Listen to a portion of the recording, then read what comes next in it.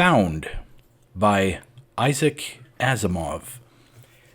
Originally published in the October 1978 issue of OMNI magazine, not the November issue, as the author mistakenly states in his brief introduction. Republished in a collection of the author's short stories entitled The Winds of Change and Other Stories in October 1983, and another in 1985 entitled The Edge of Tomorrow. Read by Daryl T. Smith II for my channel, Quasar Spectra. Introduction. In 1978, the Penthouse people were planning to put out a magazine that would feature futurism and science fiction. The magazine was to be called OMNI. They asked me for a story for the first issue and offered me generous payment. I was in a quandary. By the terms of my agreement with Joel Davis, the general publisher of Asimov's, I had to give that magazine the refusal on any of my science fiction, which is, after all, only right.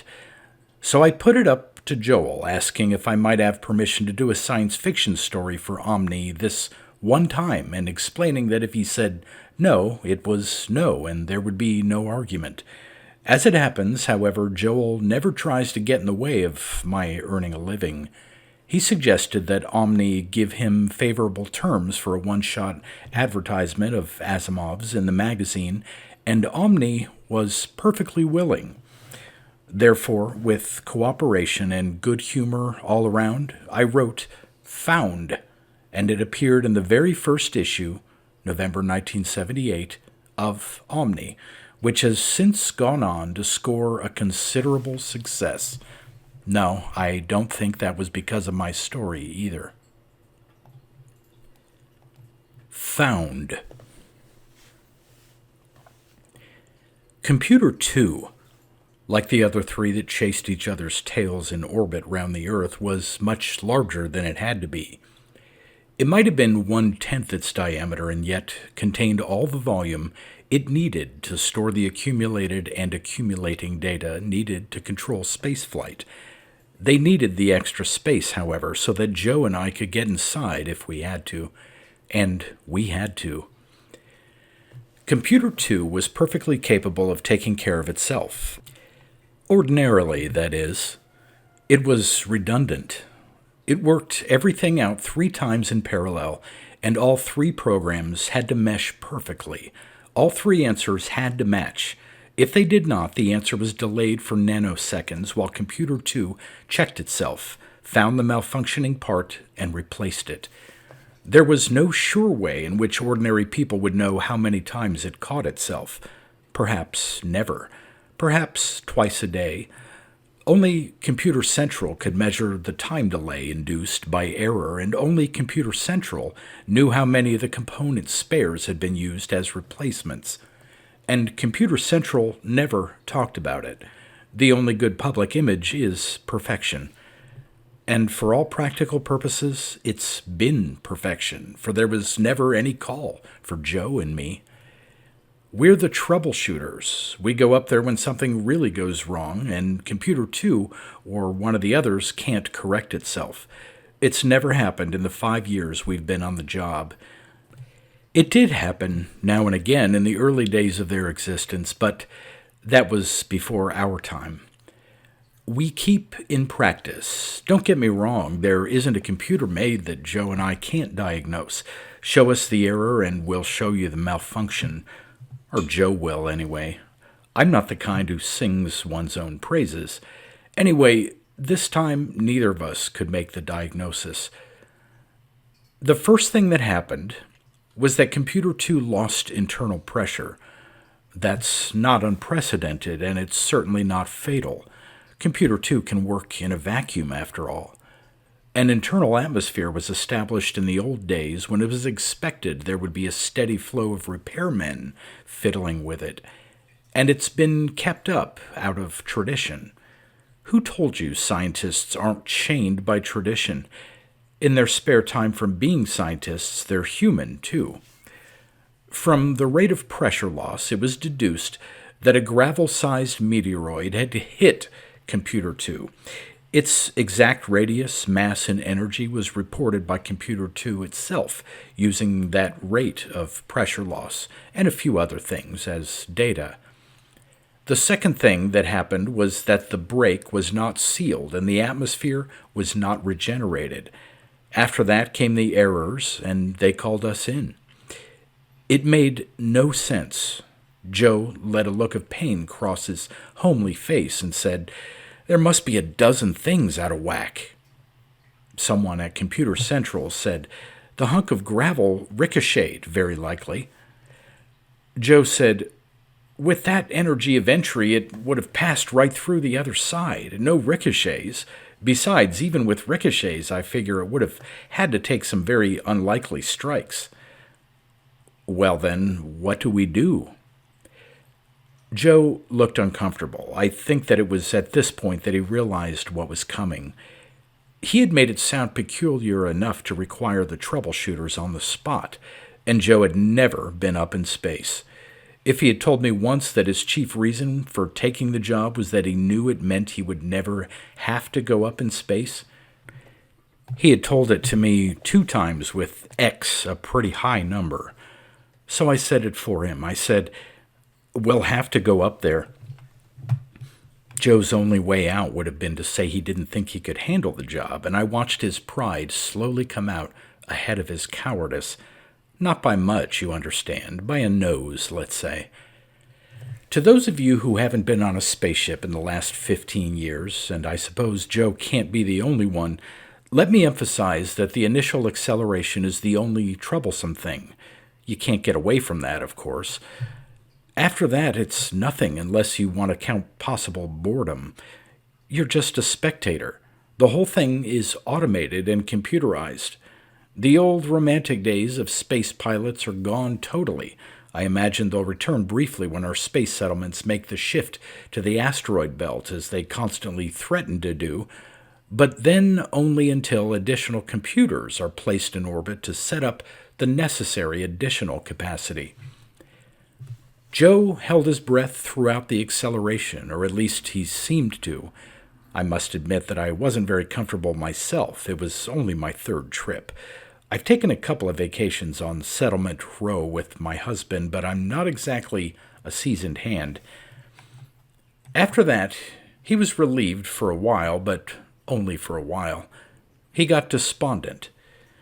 "I hope this thing knows where it's going," he said pettishly.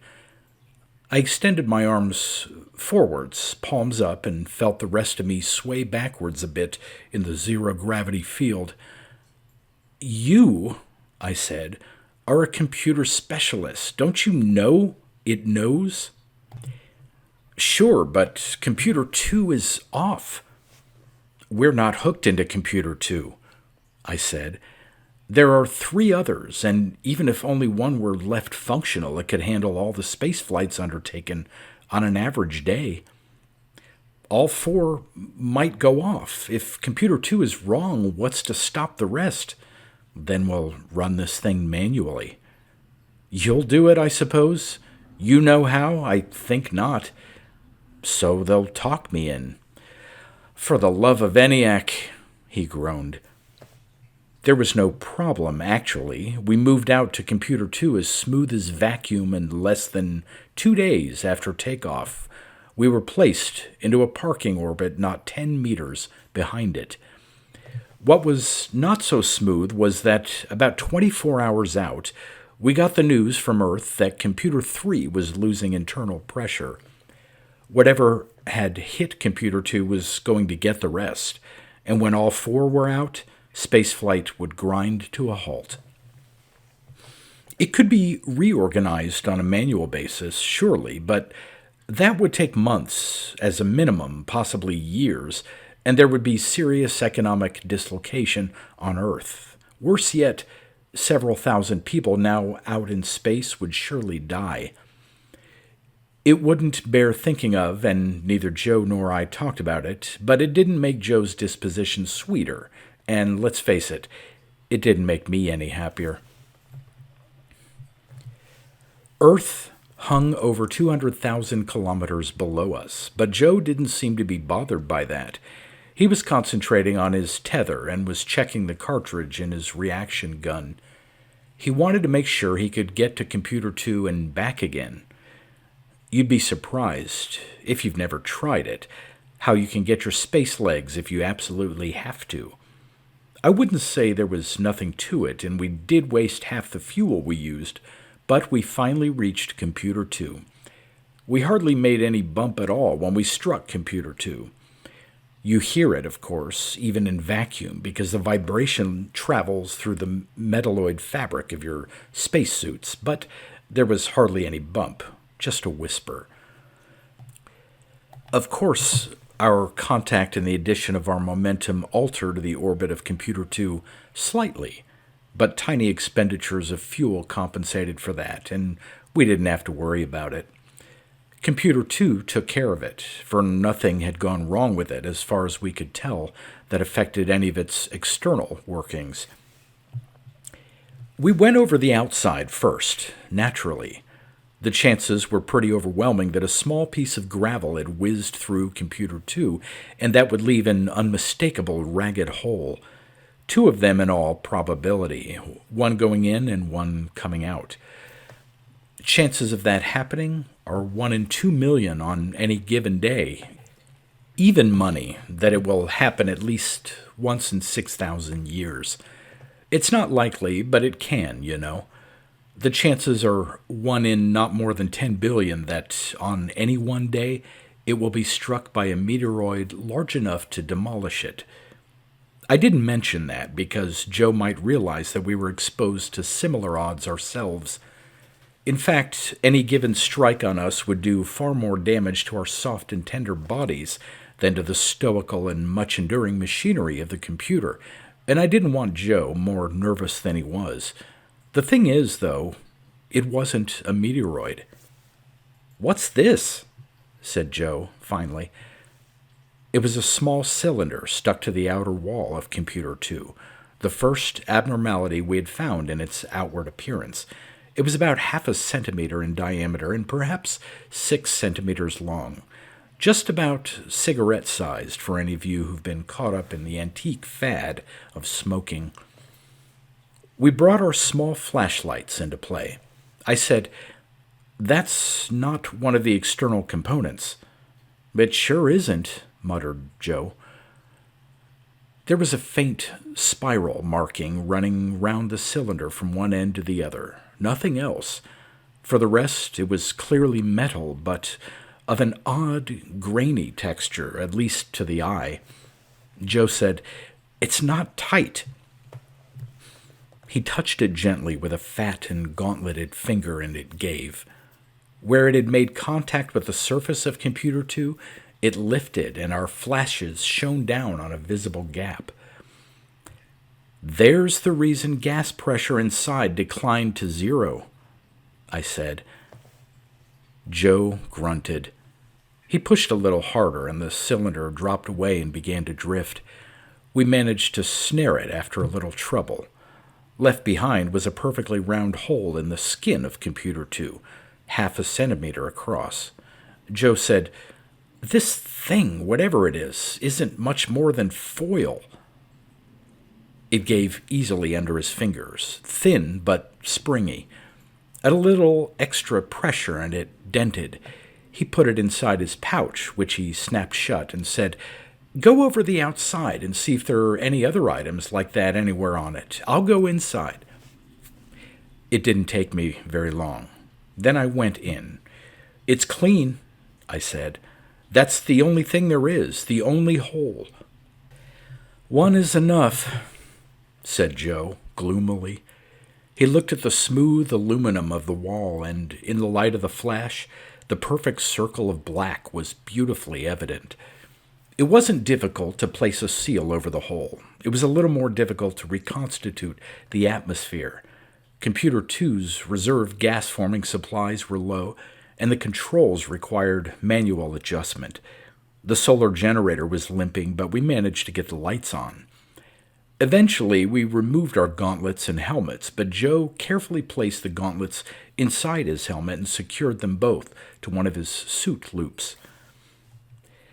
"I want these handy if the air pressure begins to drop," he said sourly. So I did the same. No use being devil-may-care. There was a mark on the wall just next to the hole. I had noted it in the light of my flash when I was adjusting the seal. When the lights came on, it was obvious.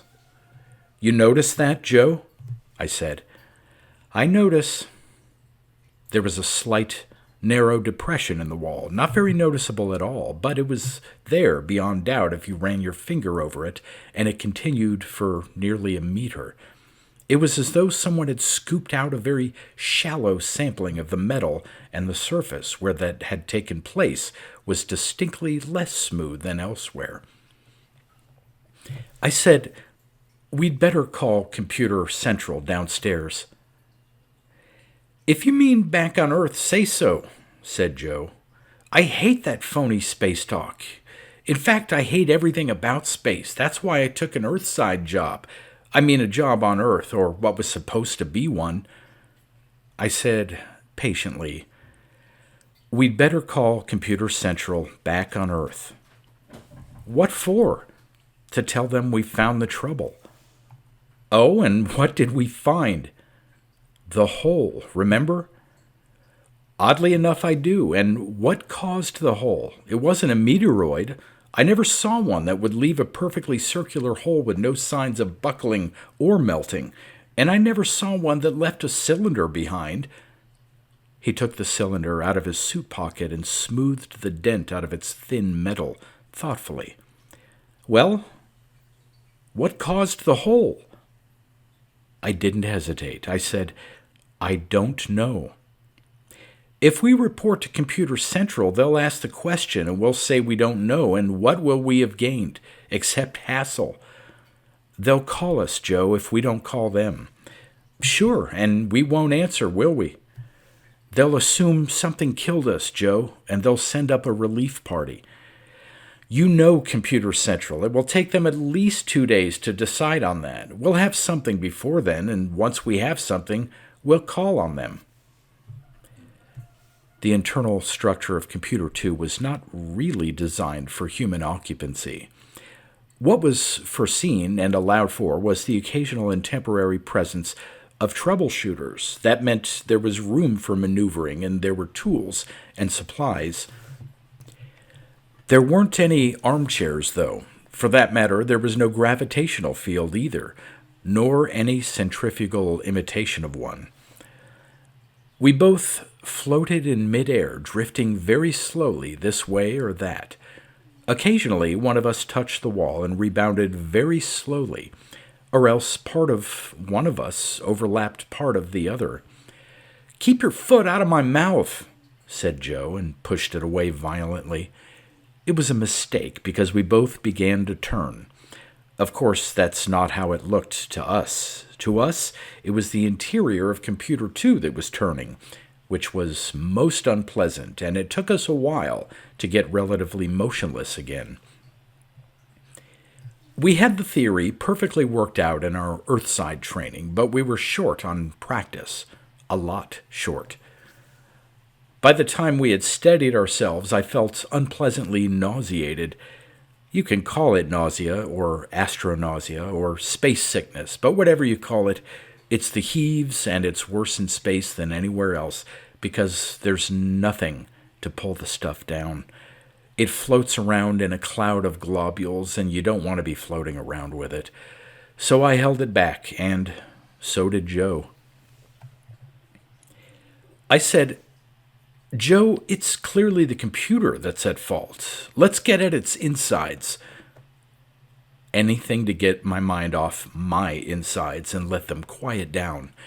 Besides, things weren't moving fast enough. I kept thinking of Computer 3 on its way down the tube, maybe Computers 1 and 4 by now too, and thousands of people in space with their lives hanging on what we could do. Joe looked a little greenish, too, but he said, "First I've got to think." Something got in. It wasn't a meteoroid, because whatever it was chewed a neat hole out of the hole. It wasn't cut out because I didn't find a circle of metal anywhere inside here. Did you? No, but it hadn't occurred to me to look. I looked, and it's nowhere in here. It may have fallen outside. With the cylinder covering the hole till I pulled it away? A likely thing. Did you see anything come flying out? No. Joe said, "We may still find it in here, of course, but I doubt it. It was somehow dissolved and something got in." "What something? Whose is it?" Joe's grin was remarkably ill-natured. "Why do you bother asking questions to which there's no answer? If this was last century, I'd say the Russians had somehow stuck that device onto the outside of Computer 2. No offense. If it were last century, you'd say it was the Americans." I decided to be offended. I said coldly, "We're trying to say something that makes sense this century, Iosif," giving it an exaggerated Russian pronunciation. "We'll have to assume some dissident group." "If so," I said, "we'll have to assume one with a capacity for spaceflight and with the ability to come up with an unusual device." Joe said, "Spaceflight presents no difficulties if you can tap into the orbiting computers illegally, which has been done. As for the cylinder, that may make more sense when it is analyzed back on Earth. Downstairs, as you space buffs would say." "It doesn't make sense," I said. "Where's the point in trying to disable Computer 2? As part of a program to cripple spaceflight. Then everyone suffers, the dissidents too. But it gets everyone's attention, doesn't it? And suddenly the cause of whatever it is makes news. Or the plan is to just knock out Computer 2 and then threaten to knock out the other three. No real damage, but lots of potential and lots of publicity." "I don't believe it," I said. "It's too dramatic." "On the contrary," said Joe, "I'm trying to be non-dramatic." He was studying all parts of the interior closely, edging it over square centimeter by square centimeter.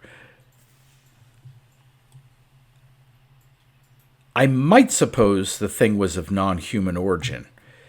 "Don't be silly." "You want me to make the case?" "The cylinder made contact, after which something inside ate away a circle of metal and entered Computer 2.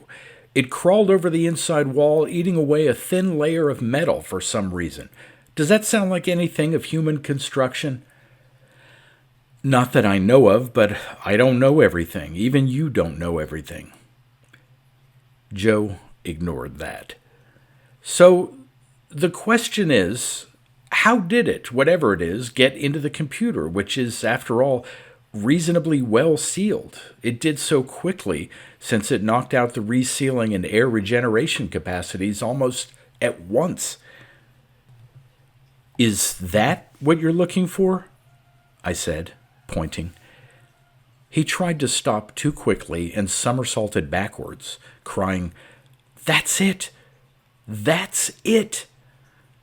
In his excitement, he was thrashing his arms and legs, which got him nowhere, of course. I grabbed him, and for a while we were both trying to exert pushes in uncoordinated directions, and that got us nowhere either. Joe called me a few names, but I called him some back, and I had the advantage of him there. I understand English perfectly, better than he does, in fact, but his knowledge of Russian is, well, fragmentary would be a kind way of putting it. Bad language in an understood language always sounds very dramatic. "Here it is," he said, when we had finally sorted ourselves out. Where the computer shielding met the wall, there was a small circular hole left behind when Joe brushed aside a small cylinder. It was just like the one on the outer hull, but it seemed even thinner. In fact, it seemed to disintegrate when Joe touched it. "We'd better get into the computer," said Joe. The computer was a shambles. Not obviously. I don't mean to say it was like a beam of wood that had been riddled by termites. In fact, if you looked at the computer casually, you might swear it was intact. Look closely, though, and some of the chips would be gone. The more closely you looked, the more you realized were gone. Worse yet, the stores which Computer 2 used in self-repair had dwindled to almost nothing.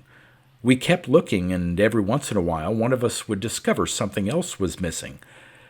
Joe took the cylinder out of his pouch again and turned it end for end. He said, "I suspect it's after high-grade silicon in particular. I can't say for sure, of course, but my guess is that the sides are mostly aluminum, but that the flat end is mostly silicon."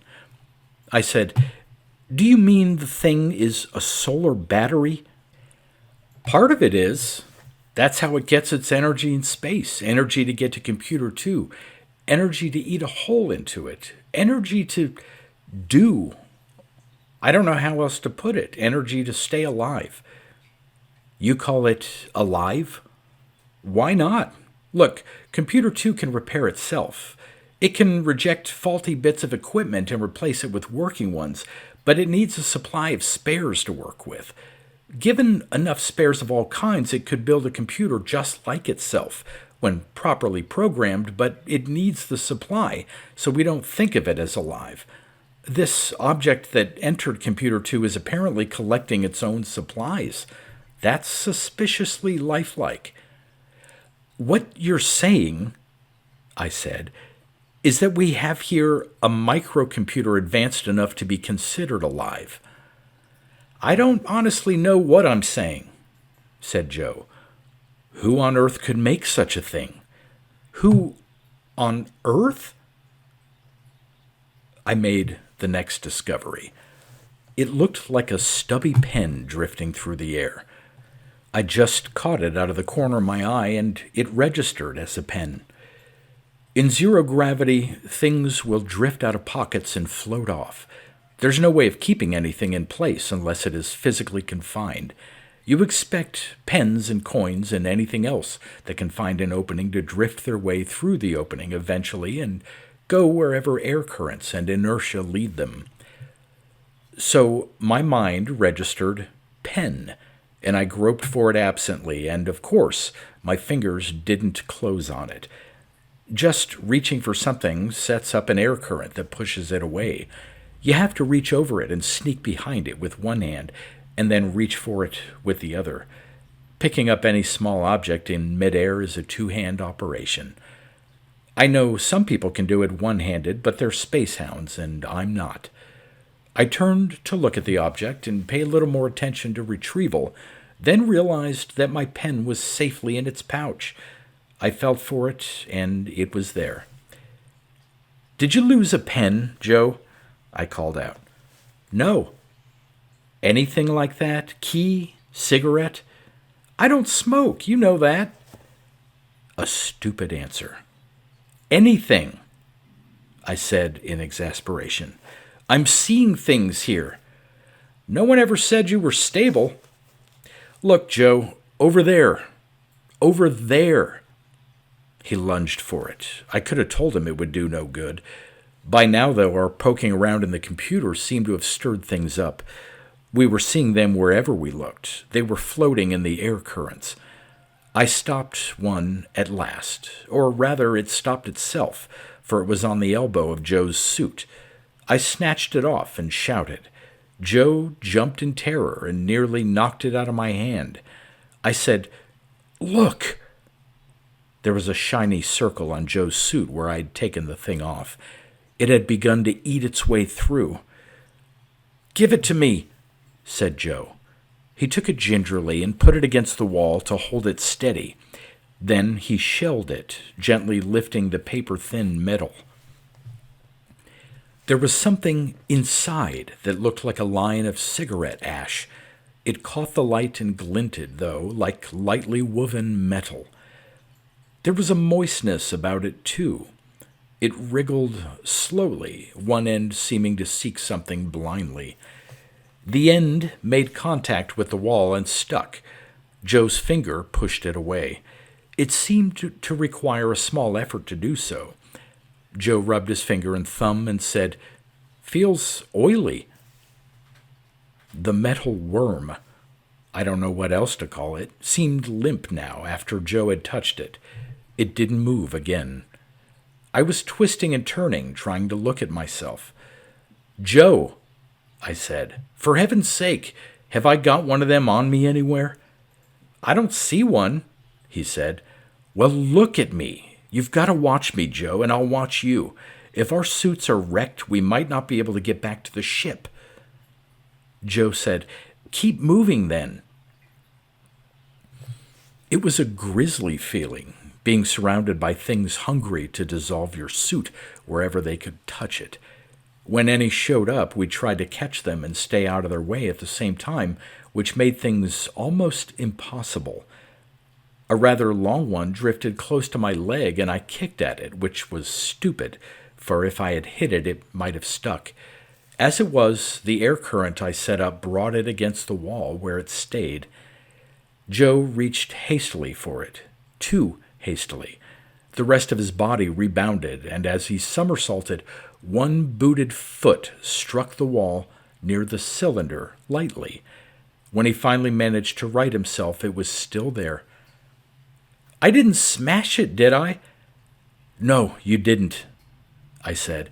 "You missed it by a decimeter. It won't get away."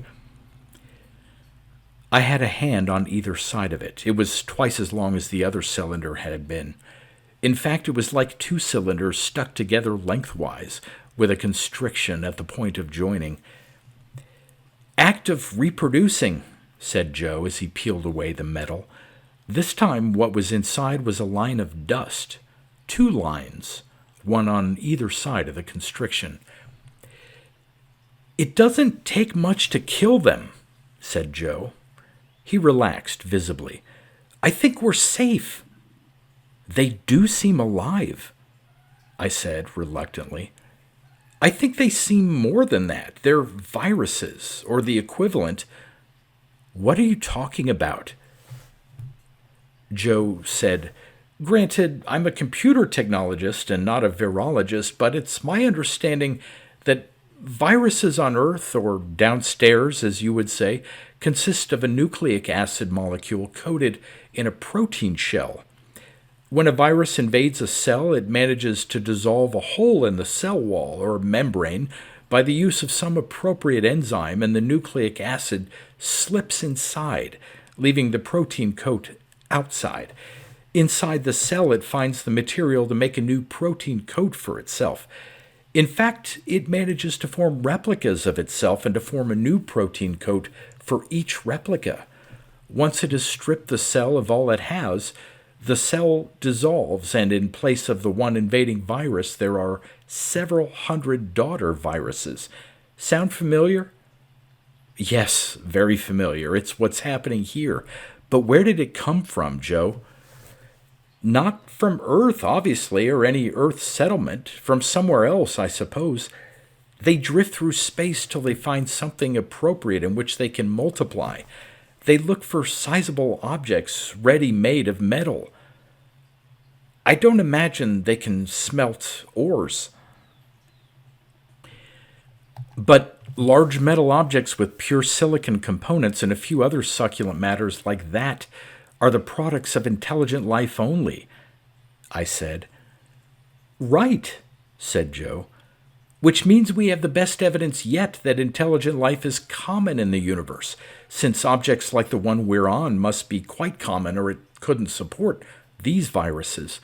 And it means that intelligent life is old, too, perhaps 10 billion years old, long enough for a kind of metal evolution, forming a metal silicon oil life, as we have formed a nucleic protein water life. Time to evolve a parasite on space-age artifacts." I said, "You make it sound as though every time some intelligent life form develops a space culture, it is subjected before long to parasitic infestation." "Right, and it must be controlled. Fortunately, these things are easy to kill, especially now when they're forming. Later on, when they're ready to burrow out a computer too, I suppose they will grow, thicken their shells, stabilize their interior, and prepare as the equivalent of spores to drift 1,000,000 years before they find another home. They may not be so easy to kill then. How are you going to kill them? I already have.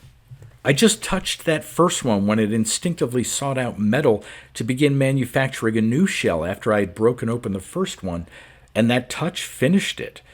I didn't touch the second, but I kicked the wall near it, and the sound vibration in the metal shook its interior apart into metal dust. So they can't get us now or any more of the computer if we just shake them apart now. He didn't have to explain further, or as much. He put on his gauntlets slowly and then banged at the wall with one. It pushed him away, and he kicked at the wall where he next approached it. "You do the same," he shouted. I tried to, and for a while we both kept at it. You don't know how hard it is to hit a wall at 0 gravity, at least on purpose, and do it hard enough to make it clang. We missed as often as not, or just struck it at a glancing blow that sent us whirling but made virtually no sound. We were panting with effort and aggravation in no time. But we had acclimatized ourselves, or at least I had, and the nausea didn't return. We kept it up, and then, when we gathered up some more of the viruses, there was nothing inside but dust in every case.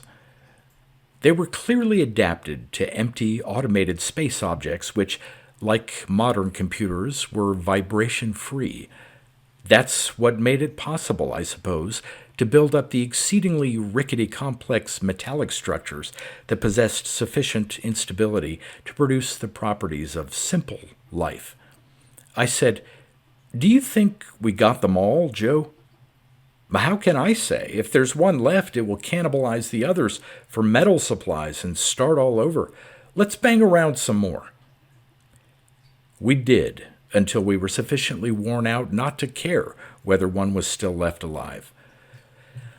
"Of course," I said, panting, "the Planetary Association for the Advancement of Science isn't going to be pleased with our killing them all." Joe's suggestion as to what the PAAS could do with itself was forceful but impractical. He said, "Look, our mission is to save Computer 2.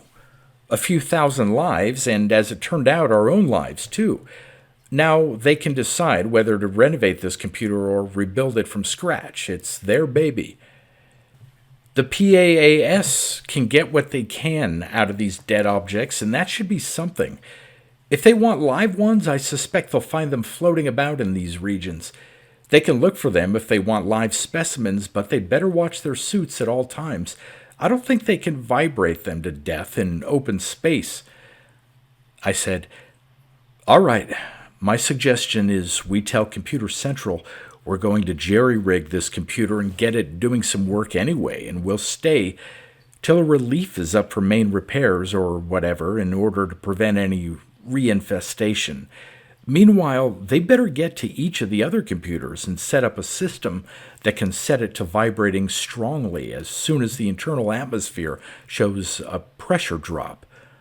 "Simple enough," said Joe sardonically. "It's lucky we found them when we did." "Wait a while," said Joe, and the look in his eyes was one of deep trouble. "We didn't find them. They found us.